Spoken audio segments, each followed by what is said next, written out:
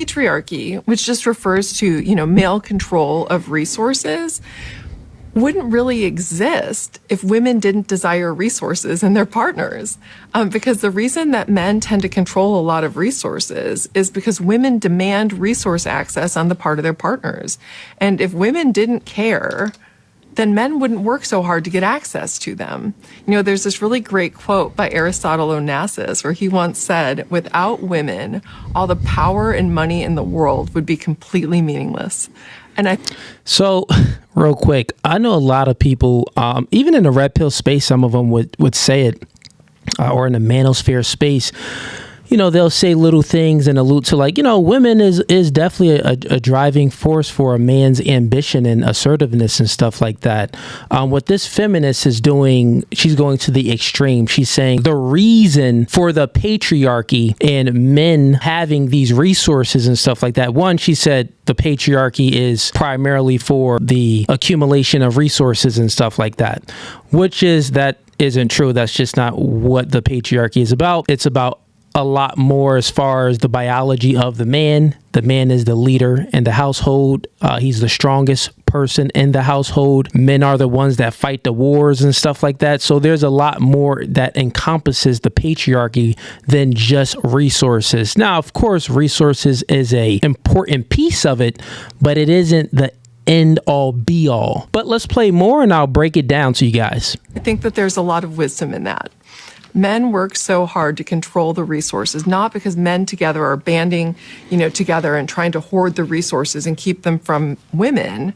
Instead, it's an epiphenomenon of the fact that men are competing amongst whoever else has access to resources to get resources of their own, right? And because women value this in their choice of partners, oftentimes men will go to greater lengths to get them, right? One of the reasons, not the only reason, but certainly one of the reasons that we see that more men tend to be in, positions of being a CEO, for example, is because oftentimes men are more willing to make the trade-offs that you have to make to get into those positions because men are wired that way, right? And the reason that they're wired that way is because they've inherited these tendencies to want this despite the costs, because it would have paid off in terms of being able to attract better partners, a greater number of partners. The patriarchy, which just...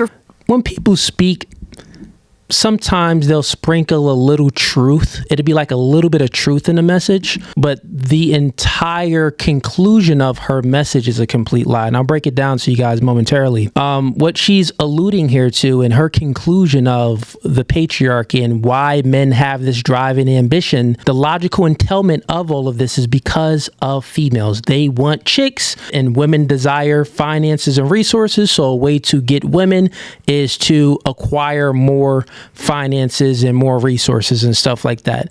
Now, from a surface level, you're thinking like, Cooley, well, no, she has to be right. You get what I'm saying? No, not exactly. From a surface level, that part, is it a motivation? Do men do things to get women?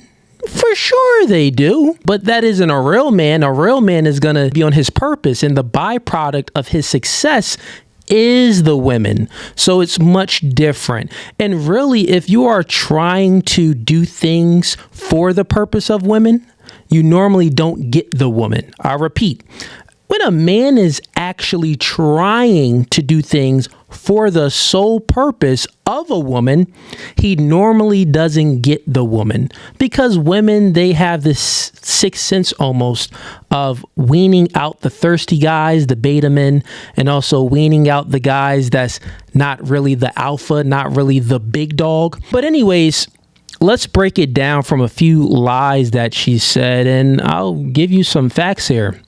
So men have a natural propensity to compete and a natural proclivity to protect and provide. I repeat, men have a natural propensity, meaning it's ingrained in them, to compete. So when she's saying that the patriarchy is there, and the reason why men have this drive to be out there and garner resources and stuff is because of women. No, my dear friend.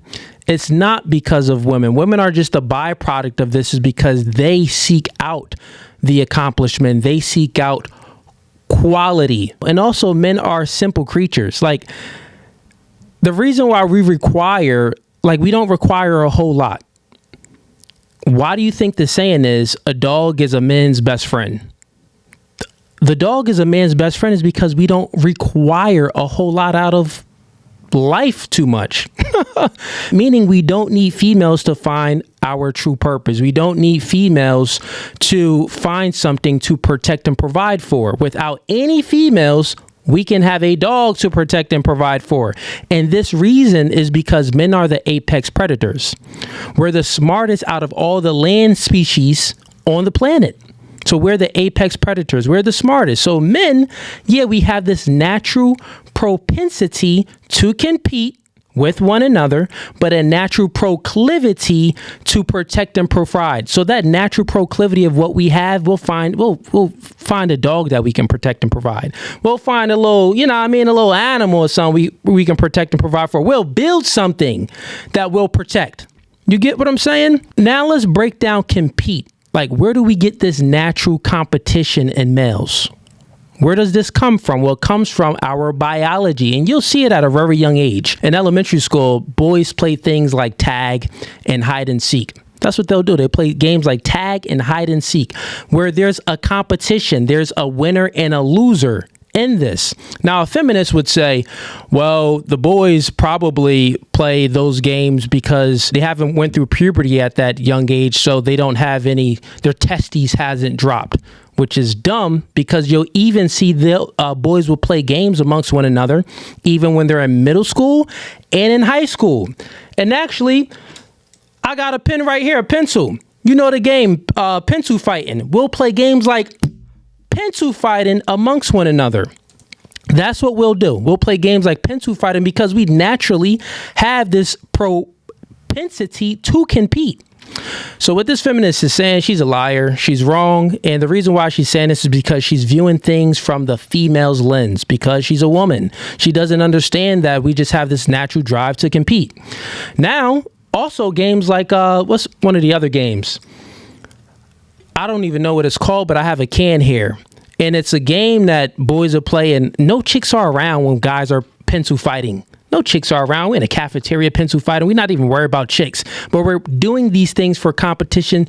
So there's a clear winner and a loser at the end of it. Now in the can game, I know a lot of people in high school played this game. When you flick it, boom, then you turn it around and your boy flicks it on the other end or whatever. So you flick it here, your boy flicks it there. Whoever knocks this little cap off wins the game. So we always play games that involves competition, that involves a winner and a loser. So this is ingrained in boys at a very young age. Now when they, become adults, well, guess what? This competition that you even see at a young age is in the adult age as well, which creates what she's speaking about, this patriarchy of garnering resources. Well, the only way we can garner resources if we're competing with one another. So this debunks her entire claim. Now let's get to another reason to why she's saying this and why she has this view. Because once again, she's viewing things from a female's lens. When girls are young, they're very social creatures. They don't really care about games with the competition. They'll play games like house and hopscotch. Bro, there's no winner or loser in house. How there's going to be a winner and loser in house? It just ain't it. So her entire reasoning for the patriarchy and why men are assertive and have these ambitions is because of women. No, it's not because of women. It's because God made us this way. It's in our biology to compete amongst one another. Now, it's not to say that, the byproduct of a man being assertive, being dominant and outcompeting others, like that byproduct is more chicks. Because chicks are attracted to resources. That's the byproduct of it, but that's not the reason. The reason is our biology, right? And the other thing is what our biology looks for is status amongst one another as well. So we'll play these games, like in a cafeteria when we're playing these games and playing pencil fighting at a young age. It's for status amongst the boys. Like, nigga, I just beat you in pencil fighting. Ha ha, yeah, give me your lunch money. Or, now you got to carry my books. You get what I'm saying? So boys always have this natural competition. So what you just witnessed here is this lying feminist and her worldview get debunked in 4K on YouTube by a dude with a high school education. Dude with a high school education, and she seems like she's been through, she probably has a 4-year degree or maybe even a master's or something like that. But a dork. One of the reasons why is because her perspective is limited. She has a perception. Everyone has a perception of things, but your perception of things is unique to you. It's like in a box. It's the way you view the world. A perspective, and not a limited perspective, is the art of viewing the world outside of your own little box. So she lacks empathy. Truly, because being empathetic is having the ability to put yourself in someone's shoes. It's literally to get out of your box.